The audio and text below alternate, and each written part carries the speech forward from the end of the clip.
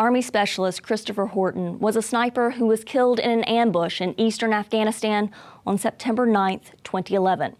He was 26 years old. His widow, Jane Horton, is an advocate for fallen soldiers and the families they leave behind, known as Gold Star families. She's also worked as a senior advisor to the Afghan ambassador and the U.S. Secretary of Defense. She took me inside her own visits to Afghanistan, her husband's legacy of service and sacrifice, and what the drawdown means to her. This is him in Afghanistan. Chris was a man of honor. When I think about Chris in times like this, I think of everything he stood for and how much he loved this country. This is, I think, the last picture we ever took together.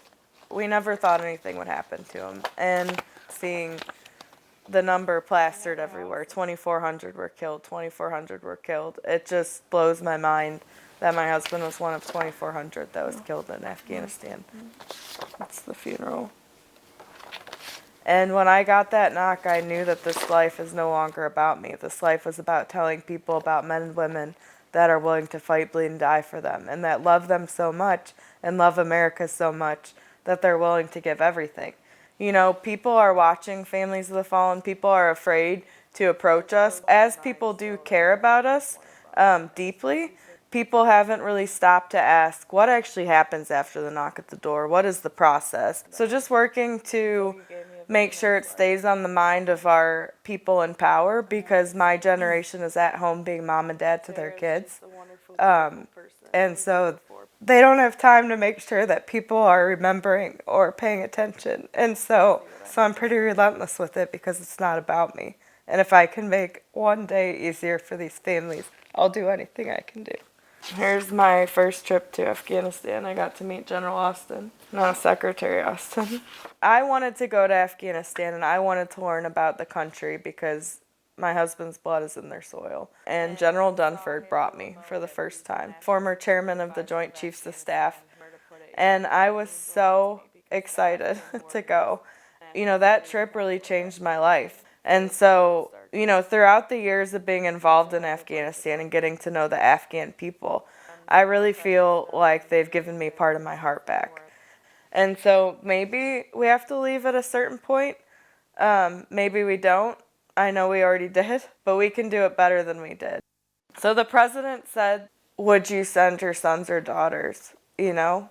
And I would say, we have. I would give my husband 1,000 times over for this country, and he would give his life 1,000 times over. But what keeps me up at night and what haunts me is people don't know why he died. Why did he die in Afghanistan? And if we don't know that, then we really need to ask ourselves questions as a country on the why. If my husband walked in here right now and sat by us, what would we tell him? You know, and so as this is happening and the war is over now, everyone's asking Gold Star families this. Was it worth it? You know, how do you feel? And I'm like, how dare you ask us that? How dare you ask us, was it worth it? When that's the American people's question to answer. My husband wasn't mine. When I sent him off to war, I sent him off as America's. And so he was all of ours. And so I shouldn't have to ponder that question all day long without my country pondering it with me. And so I asked the American people to ask, was it worth it? As he watches circumstances in Afghanistan unfold on the TV at his home in Missouri, veteran Steve Hutcherson is in shock. It's difficult to watch. I mean, you've seen the old videos of the fall of Saigon and everything, and it's kind of eerily similar, you know, that we spent so much in human lives and national treasure to maintain what we have, and then you see it all gone just in a flash. Afghanistan's return to Taliban control is a personal setback for Hutcherson. Flash 6-4, roger, maintain VFR. He was among the first wave of uniformed U.S. military forces sent to the country in early 2002, working as an air traffic controller at Bagram Airfield, coordinating Allied aircraft in combat and support missions aimed at eliminating terrorists. He believes the U.S. met its objective. All we can say that we know for sure is the result, and the result was that we've been safe for the last 20 years. But he also thinks the U.S. effort to build a democratic Afghan nation was an unwinnable war. You're trying to fight an idea. You don't fight an idea, with weapons and stuff. I guess the shocking part to me is how quickly everything happened. Rhonda Lawson watched the rapid fall of the Afghan government from her home in Maryland. Nearly 20 years ago, her home had been Bagram Airfield, serving as a non-commissioned officer for a U.S. Army Mobile Public Affairs Detachment. In Afghanistan, she witnessed U.S. efforts to train a new Afghan National Army. It does kind of change my view as to whether the Afghan National Army was prepared to defend their own country. I don't know if it was a case of them not fighting or them failing, but for the Taliban to have taken over as quickly as they did, like I said, it was quite shocking. If they don't want to fight for themselves, we can't stay there forever. After 20 years, I don't think we necessarily need to have U.S. military forces on the ground there. Dan Milbauer served in different U.S. Army units during 2 deployments to Afghanistan, which allowed him to travel extensively in the country while there. A place like Afghanistan has historically been problematic. The Soviets tried, we tried, we've tried for 20 years now. If the Taliban rises to power again, I guess there's a reason for that, and we'll respond as we feel appropriate in the future. With the Taliban now seemingly in control of Afghanistan's uncertain future, the exodus of those seeking safety elsewhere and still have the means to flee continues. Kane Fairbaugh, VOA News, Chicago. Desperate people trying to escape the Taliban's Afghanistan.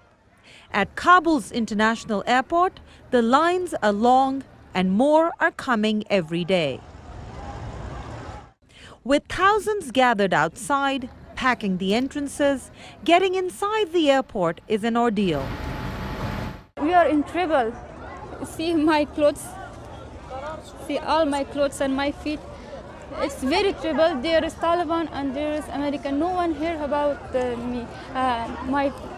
I show my all documents, but no one take care. After that, when I fell down with my mom, the American security take us and we get inside. They are hungry and thirsty from their hours, sometimes days-long ordeal. In the chaos, loved ones have been separated from each other. Right now here, and all my little brother have earth problem. So I'm not going anywhere without them. So I wish that U.S. troops bring my family for me. Among the crowd, little children, seemingly oblivious to the uncertainty their families were facing.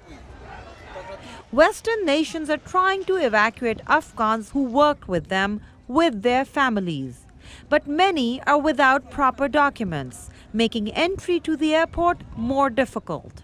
My family is for offside and not paperless help for my family coming. This is very... Is your family outside the airport? Yeah, my family was side. I have no paperless and American people help for me. I coming for my family. This is my badge and this is my badge. ISAF, this is my ISAF badge. What city? And Kabul city. Okay. And this is from my card. This is Paktika. Others have managed to make it inside the airport but have no passports. Their future is uncertain. I want to go to a foreign country. I have no passport, only my ID card. What should I do? As families wait for their turn to board a plane, kids find ways to pass time. Planes flying overhead providing some entertainment. Whatever they've been through and however tired, hungry and thirsty they are, these people at least have a hope of catching a flight outside Afghanistan. They're wondering what would happen to their loved ones left behind. Aisha Tanzim, VOA News at the Kabul International Airport. There's been days where, I think to myself, am I going to make it home? Am I going to end up living here? Am I going to end up dying here? What's going to happen?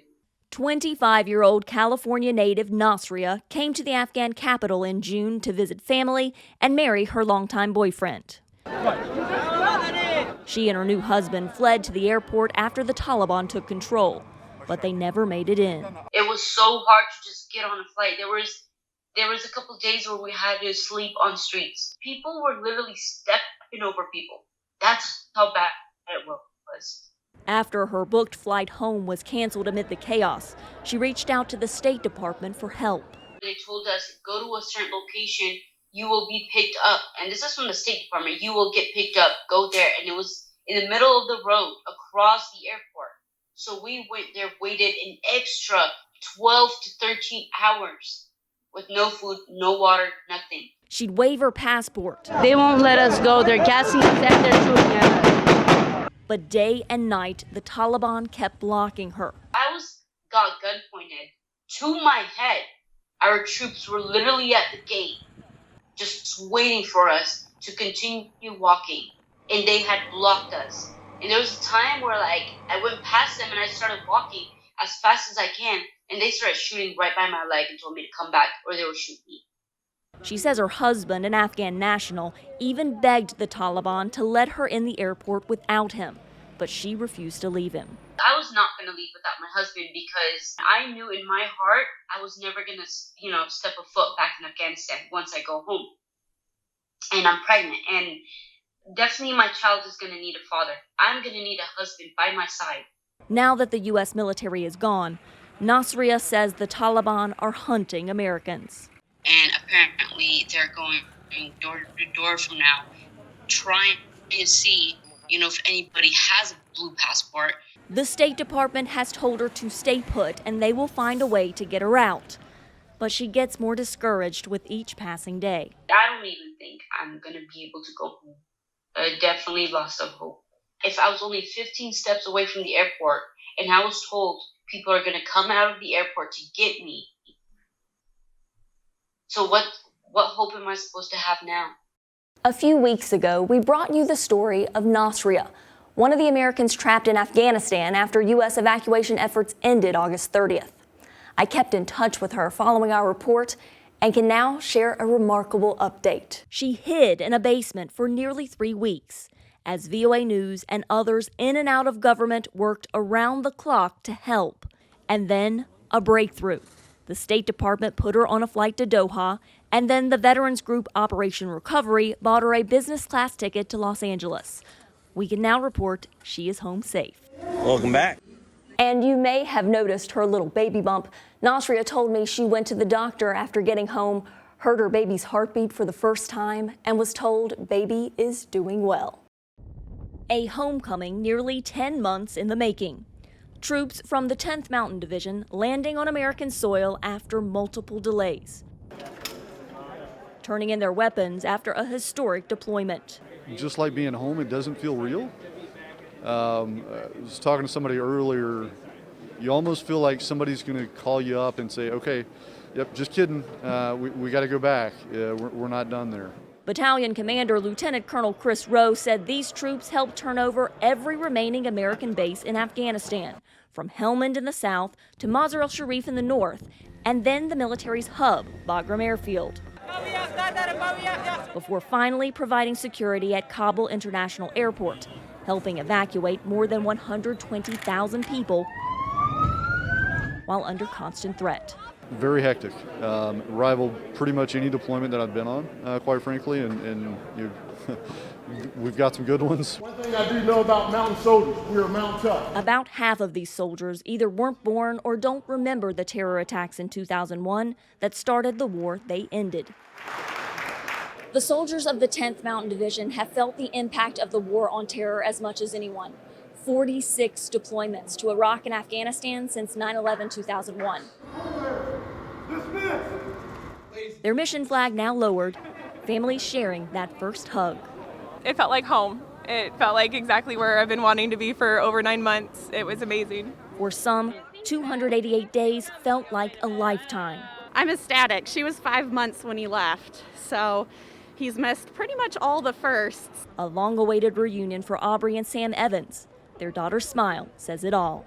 Carla Babb, VOA News, Fort Drum, New York.